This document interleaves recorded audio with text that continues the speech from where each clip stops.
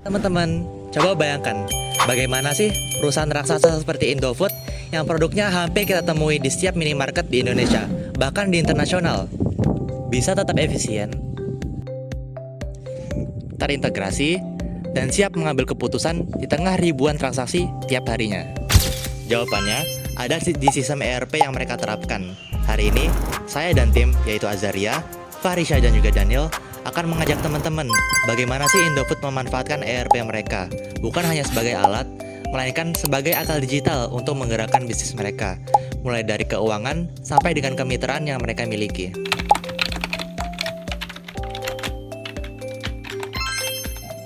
Indofood sendiri mengimplementasikan dua ERP ke dalam bisnis mereka. Mari kita masuk ke dalam keuangannya. Dengan ERP Financial Accounting, Indofood dapat memantau transaksi secara real time, baik internal maupun eksternal, langsung terekam dan transparan. Lalu ada controlling, di mana membantu anggaran, biaya personal, dan investasi agar sebuah perusahaan dapat menjalankan strategi bisnis mereka sampai ke level eksekusi. Modul Investment Management mengatur analisis aset jangka panjang menjadi sebuah keputusan investasi yang berbasis pada data, bukan pada intuisi semata. Treasury mengelola arus kas dan proyeksi keuangan lintas departemen. Sementara Enterprise Controlling memberikan akses secara menyeluruh kepada pengambil keputusan untuk memantau kondisi finansial secara menyeluruh. Next, bagaimana ia menjamin proses aliran barang? Yang pertama, logistic execution, di mana sebuah bisnis mengatur proses pembelian sampai dengan distribusi akhir yang terintegrasi dengan barang dan transportasi. Yang kedua yaitu sales and distribution, menyediakan data lengkap untuk mencatat, menganalisis, dan juga mengontrol semua aktivitas yang ada pada penjualan dan distribusi. Yang ketiga yaitu material management, untuk memantau semua bahan baku, energi, dan juga servis yang dipakai sehari-hari sehingga pengadaan jauh lebih efisien. Plant maintenance untuk mengatur pemeliharaan pada sebuah pabrik ataupun bangunan untuk memastikan semua mesin berjalan secara optimal. Kemudian production planning, mengatur setiap aliran pada material mulai dari produksi awal sampai dengan produksi akhir untuk pengiriman berjalan dengan lancar. Kemudian ada quality management, mengatur untuk setiap barang produksi agar berstandar pada ISO 9000. Ini penting terutama kepada barang produk seperti makanan dan minuman. Yang ketiga project system, ini untuk menyusun project baik dari biaya waktu maupun dari segi waktu maupun dari segi biaya.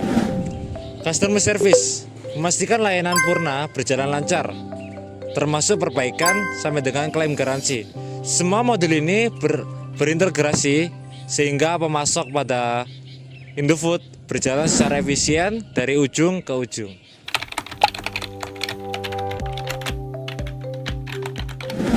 Selanjutnya, kita akan masuk ke tulang punggung bisnis PT Indofood, yakni Supply Chain Management. Yang pertama adalah proses supply. Terdapat 3 pilar penting dalam supplier PT Indofood. Yang pertama adalah agribisnis. Agribisnis berperan untuk memproses kelapa sawit dan juga memproses riset-riset PT Indofood. Yang kedua adalah Bogasari. Bogasari berperan untuk memproses tepung-tepung melalui gandum-gandum yang sudah diimpor. Yang ketiga adalah CBP Group. CBP Group berperan untuk memberikan bahan baku untuk produk-produk bermerek seperti Indomie, Indomilk. Selanjutnya adalah manufaktur. Agribisnis memanufaktur CPO menjadi minyak goreng, margarin, dan juga shortening. Selanjutnya untuk Bogasari, Bogasari memproses gandum-gandum impor menjadi tepung-tepung yang berkualitas. Lalu yang terakhir adalah CBP Group.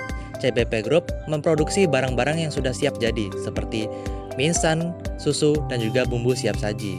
Lalu ada proses distribusi.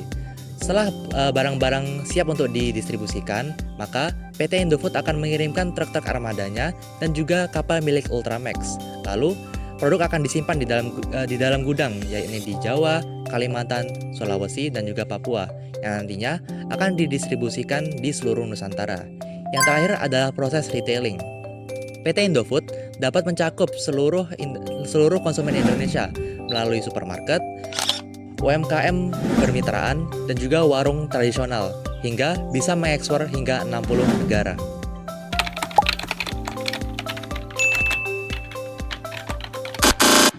Di sisi pelanggan, ERP dari CRM membantu PT perusahaan Indofood memvisualisasikan perjalanan customer dari awal membeli produk hingga menjadi pelanggan setia.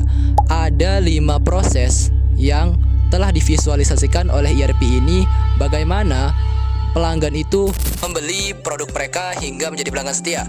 Nah, proses pertama adalah awareness. Di sini mereka memasarkan produk mereka di sosial media, billboard, televisi, iklan, dan kerjasama antar influencer. Dan kedua adalah considerations. Di tahap ini, mereka melakukan demo produk, kampanye edukatif, dan membuat kemasan yang menarik.